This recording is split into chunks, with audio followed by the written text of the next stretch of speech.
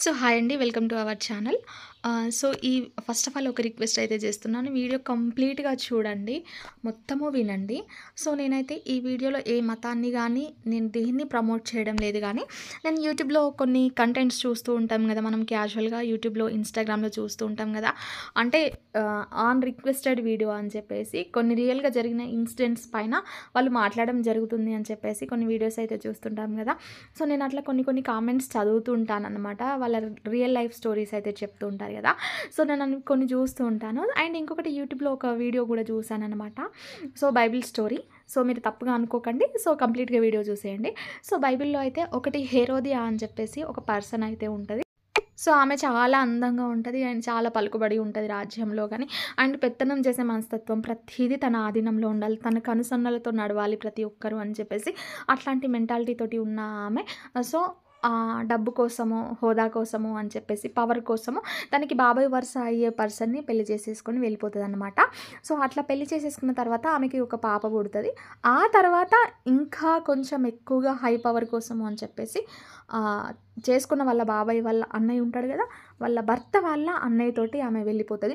ఆమె వెళ్ళిపోయిన తర్వాత ఆల్రెడీ ఆయనకొక భార్య ఉంటది. ఫ్యామిలీ అనేది ఉంటది. సో, ఇట్లా ఇది తప్పు అని చెప్పేసి ఒక ప్రొఫెట్ అయితే చెప్తాడనమాట. సో, ఇది మీరు చేస్తుంది చాలా పెద్ద తప్పు, చాలా పెద్ద పాపము అని చెప్పేసి చెప్తాడు. సో, ఆమెకి చెప్పిన తర్వాత నేను ఆల్రెడీ ముందు చెప్పాను గదా! ఆమెకి డబ్బు, హోదా, పలుకుబడి అండ్ ఇంకొకటి అహంకారం అందరూ నా కనుసన్నల్లో ఉండాలి అని చెప్పేసి అట్లాంటి మెంటాలిటీ ఉన్న ఆమె. సో, ఆమెని తనని తాను చెక్ చేసుకొని మళ్ళీ మిస్టేక్స్ చేయకుండా ఉండడానికి ట్రై చేయకుండా, సో, నన్ను ఇట్లా అంటాడా అని చెప్పేసి అసలు ఆయనని లేకుండా చేయాలి, మొత్తం చంపేయాలి అని చెప్పేసి అయితే ప్లాన్ ఏస్తది. సో, తన భర్తకి చెప్తది ప్రెజెంట్ ఉన్న భర్తతోటి. కానీ ఆయన వినడనమాట. ఆయనకి కొంచెం భయము, భక్తి ఏడ్చి చేస్తది. సో, ఆయన వినడు. సో, వినకపోతే ఏం చేస్తది ఆల్రెడీ ఇంక ఫస్ట్ భర్త దగ్గర ఉన్న పాపని తీసుకొచ్చింది కదా! సో, ఇంకా ఎట్లా అంటే తల్లి లక్షణాలను పుణికిపుచ్చుకొని ఉంటది గదా! ఈ పాప. సో, ఆమెని వాళ్ళ భర్త యొక్క పుట్టినరోజు నాడు ఆ వేడుకలో డాన్స్ చేయమని పంపిస్తది. సో, ఆ డాన్స్‌కి బాగా ఇష్టపడ్డ ఈయనే ప్రెజెంట్ ఉన్న ఈ తండ్రి "నేను నీకేం కావాలి చెప్పు రాజ్యంలో సగమైనా ఇచ్చేస్తా. ఏం కావాలో కోరుకో" అని అంటది. వెంటనే ఆ పాప ఎళ్లి వాళ్ళ మమ్మీకి అడుగుతది. ఇట్లా అంటున్నాడు అనంగానే వెంటనే ఆ ప్రాఫెట్ ఎవరైతే నన్ను తప్పు అని అన్నాడో ఆయన తల తీసుకొచ్చి నాకు పళ్ళెంలో పెట్టమని చెప్పేసి అడిగిపిస్తదనమాట. సో, ఆ పాప అడిగిన తర్వాత అందరి ముందు సభలో అడిగింది కాబట్టి ఇంక చేయకుండా ఉండలేడనమాట. సో, అట్లనే చేసి ప్రొఫెట్‌నయితే చంపి తల నరికి పళ్ళెంలో పెట్టి తీసుకొచ్చి ఇస్తాడు. ఇచ్చిన తర్వాత అప్పటికి తల్లి కూతుర్లు శాంతిస్తారనమాట. ఆ తర్వాత ఏమైతది అనంటే, ఈ ఫస్ట్ భార్యకి విడాకులు ఇచ్చేసి, ఈ హేరోదియనైతే పెళ్లి చేసేసుకుంటాడు గదా రాజు.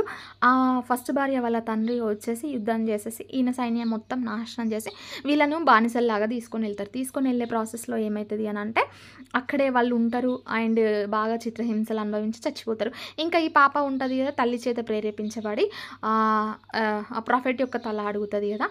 సో, ఆ తల కావాలి అనైతే ఎట్లా అడిగిందో, ఆ పాప గూడా అన్నవరస అయ్య రాజుని పెళ్లి చేసుకొని, ఆయనను గూడా వదిలేసి ఇంకొక రాజుతోటి వెళ్ళిపోతది.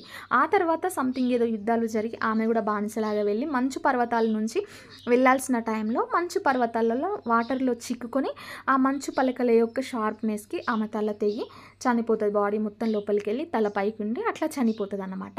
సో, ఇంకొక విషయం ఏంటి అంటే, ఆ తల్లి ప్రొఫెట్ చెప్పినప్పుడు ఆమె తప్పు ఆమె సరిదిద్దుకొని మంచిగా మారి ఉంటే ఈరోజు బిడ్డను పోగొట్టుకోవాల్సిన కర్మ ఉండకపోయేది. ఆమె గూడా చనిపోకపోయేది గదా! సో, అమ్మలందరూ గుర్తుపెట్టుకోవాల్సిన విషయం ఏంటి అంటే, మీరు తల్లయిన తర్వాత మీరు తెలిసి తెలియక చిన్నప్పుడు ఏమైనా తప్పులు, పొరపాట్లు చేసి ఉంటే అవి మీతోటే అంతరించిపోతే బెస్ట్ అన్నమాట.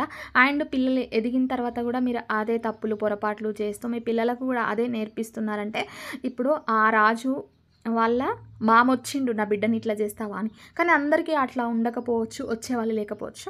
కానీ దేవుడైతే ఒకడుంటాడు గదా! ఆయనే చూస్తాడనమాట. సో, కులం ఏదైనా, మతం ఏదైనా, జాతి ఏదైనా సరే మనుషులకి కొంచెం మానవత్వం, నీతి, నిజాయితీ అనేది ఉండాలి. వావి వరుసలు అవి ఉండాలా. అవి లేని రోజు మనం జంతువుల కంటే హీనమైన పరిస్థితిలో ఉంటాం గదా! ఎందుకంటే వాటికి ఉచ్చం, నీచం అనేది ఉండదు గానీ మనుషులకు ఉంటది గదా!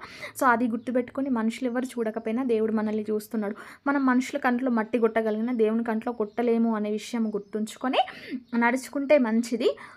సో అది అందరికీ చాలా మంచిదన్నమాట.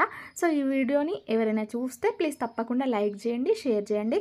అండ్ ఇది కొన్ని రియల్ లైఫ్‌లో జరిగే ఇన్సిడెంట్స్ నేను చూసి విన్నది మాత్రమే నేను పోస్ట్ చేశాను. సో ఎట్లాంటి రిలీజియస్‌ని నేను ప్రమోట్ చేయడానికి కాదు. అండ్ ఇంకొక విషయము, మీకు ఏదైనా విషయం పైన వీడియో కావాలి అని అనుకుంటే మాత్రము నా ఇన్‌స్టాగ్రామ్‌లో మెసేజ్ చేయండి. ఓకేనా? ఇన్‌స్టాగ్రామ్ వచ్చేసి కట్టశ్యామల అని ఉంటుంది. సో వీడియో చాలా లెంతీగా అయిపోయింది. ఇక్కడికి ఇవాల్టితో ఈ వీడియో అయితే క్లోజ్ చేస్తున్నానండి. Thank you so much. మన ఛానల్‌ని తప్పకుండా సబ్స్క్రైబ్ చేయండి, లైక్ చేయండి, షేర్ చేయండి. Thank you.